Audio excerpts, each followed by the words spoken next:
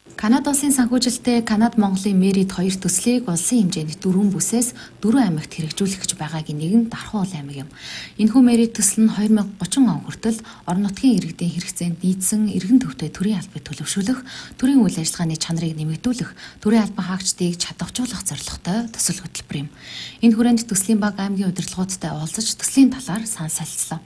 Аймаг орон нутгийн зүгээс иргэдэд үйлчлэгээ үзүүлдэг төрийн үйлчлэгээний албан хаагчид, шинэ залуу төрийн албан хаагчид болон удирдах албан тушаалтай албан хаагчдыг уг хөтөлбөрт төлхөө хамруулж, сургагч багшаар дамжуулан орон нутагт нь сурвалж хөтөлбөрийг явуулах саналтай байгаагаа илэрхийллээ.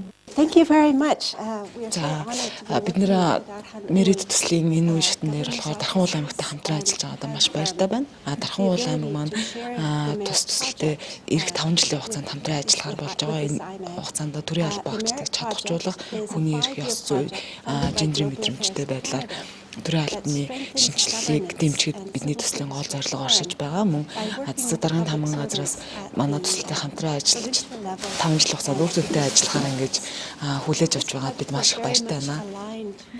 Засаг даргаас өгсөн саналын дагуу бид нэр хамтран ажиллахдаа маш их баяртай байх болно.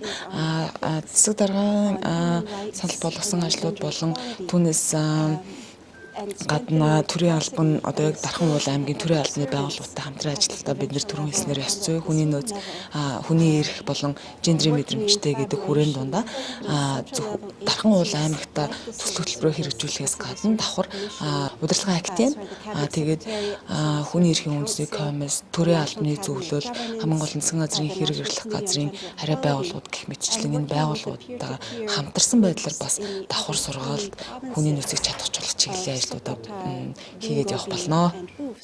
Will be a very helpful and fruitful collaboration.